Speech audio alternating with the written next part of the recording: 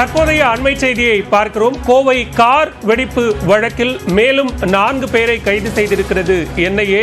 இத்தொடர்பான அண்மை செய்தியை பார்க்கிறோம். கூடுதல் விவரங்களோடு இணைகிறார் மண்டல தலைமைச் செய்தியாளர் குருசாமி. விவரங்களை பதிவு செய்யலாம்.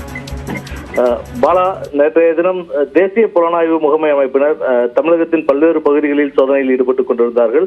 கோவையில் நடைபெற்ற கடந்த 2022ஆம் ஆண்டு கோவையில் நடைபெற்ற கார் குண்டுவெடிப்பு சம்பவம் தொடர்பாக இந்த சோதனையானது நடத்தப்பட்டிருந்தது. மொத்தம் 21 இடங்களில் இந்த சோதனையானது நடத்தப்பட்டது. கோவையில் மட்டும் 12 இடங்களில் சோதனை நடத்தப்பட்டிருந்த நிலையில் சென்னை, மதுரை, திருச்சி, தென்காசி என பல்வேறு இடங்களில் இந்த சோதனையானது நடத்தப்பட்டிருந்தது. 21 இடங்களில் சோதனை நடத்தப்பட்டிருக்கக்கூடிய நிலையில் இந்த வழக்கில் தற்பொழுது 4 பேரை தேசிய புலனாய்வு முகமை அமைப்பினர் கைது செய்திருக்கிறார்கள்.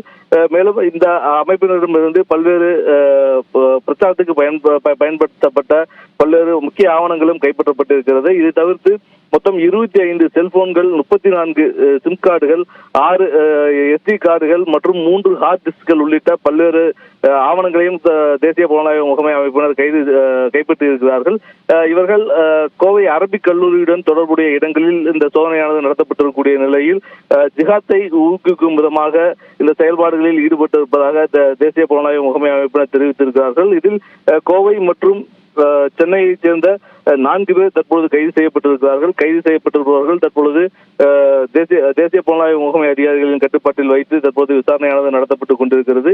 ஏற்கனவே கோவையை பொறுத்தவரை இந்த கார் குண்டுவெடிப்பு வழக்கில் ஏற்கனவே 14 பேர் வரை கைது செய்யப்பட்டிருந்தார்கள். இந்நிலையில் தற்பொழுது வேறொரு வழக்கில் இந்த கார் குண்டுவெடிப்பு சம்பவம் தொடர்புடையதாக வேறொரு வழக்கு பதிவு செய்யப்பட்டிருந்தது. அந்த வழக்கில் தற்பொழுது இந்த 4 பேரும் கைது செய்யப்பட்டிருக்கிறார்கள். பாலா, நன்றி குருசாமி, விரிவான விவரங்களுக்கு.